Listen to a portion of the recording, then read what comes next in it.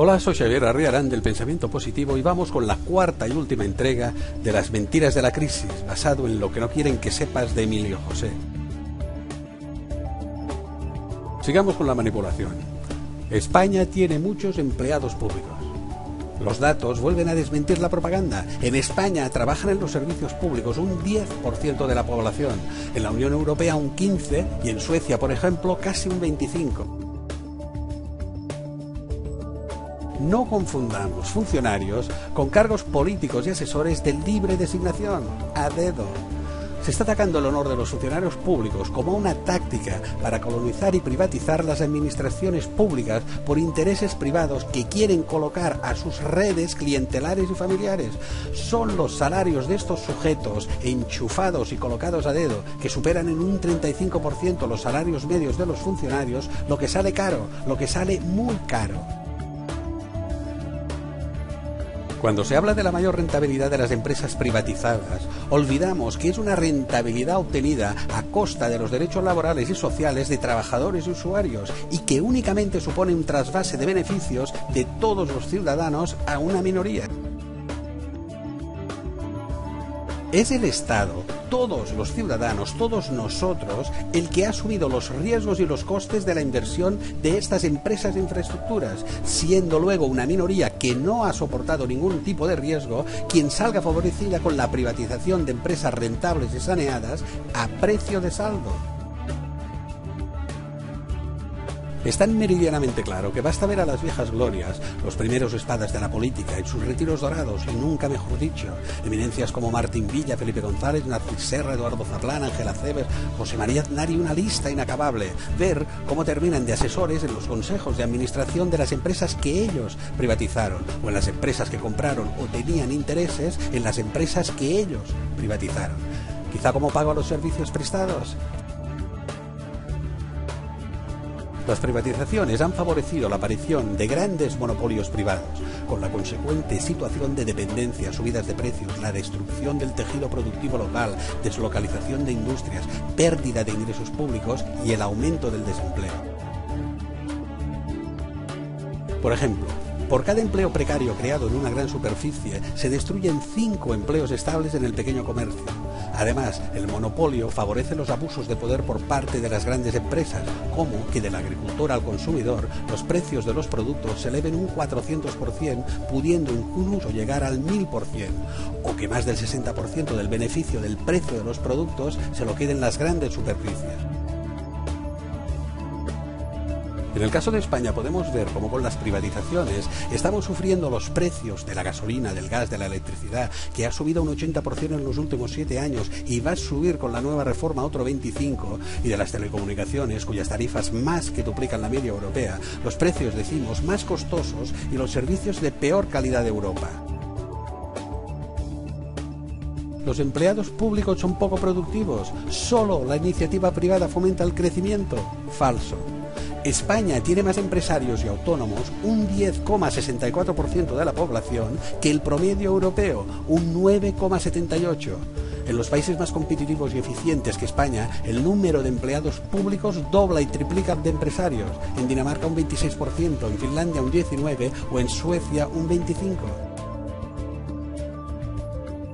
Aún tomando los eslóganes neoliberales como que el excesivo gasto público y social lastra la competitividad y el crecimiento, el caso de los países del norte de Europa es paradigmático.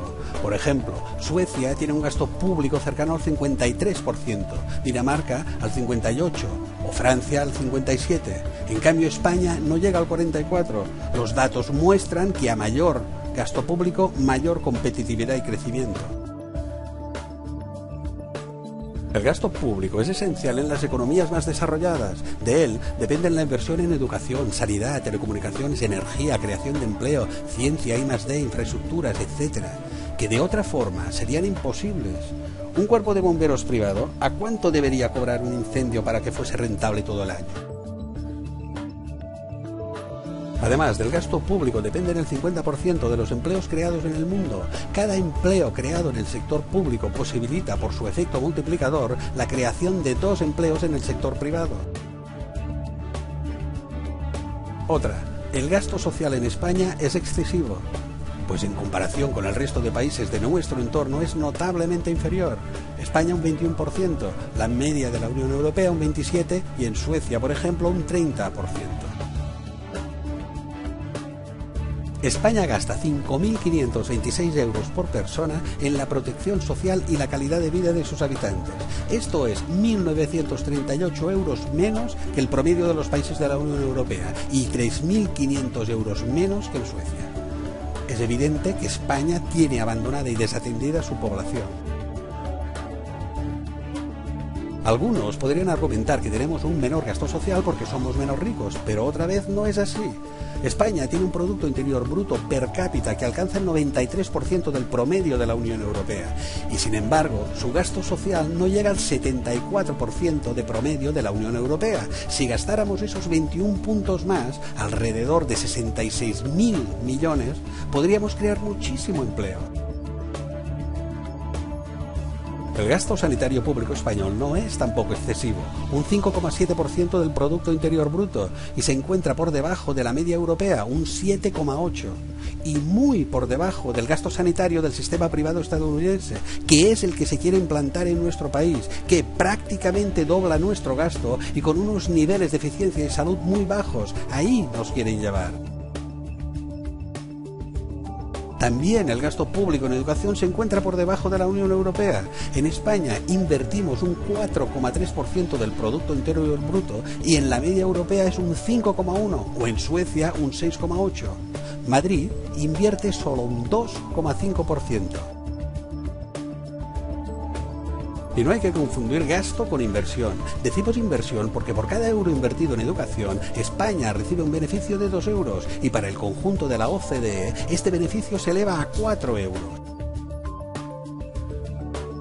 En España prácticamente se han duplicado las tasas universitarias siguiendo el camino del Reino Unido, colocando a la Universidad Española entre las más caras de Europa, con la falacia de que la educación es un gasto y no una inversión.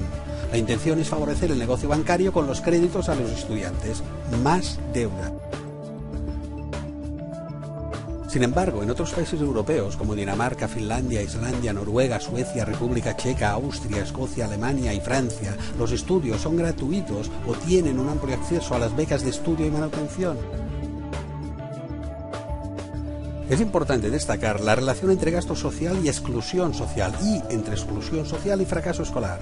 Por ejemplo, en España el porcentaje de las familias en riesgo de exclusión social supera el 30% y el fracaso escolar más o menos igual. En Suecia, en cambio, el fracaso escolar solo afecta al 7% de los alumnos y la pobreza al 10% de las familias. A menor gasto social, mayor exclusión social y mayor fracaso escolar. El abandono a nuestros mayores y a las personas dependientes es igualmente flagrante.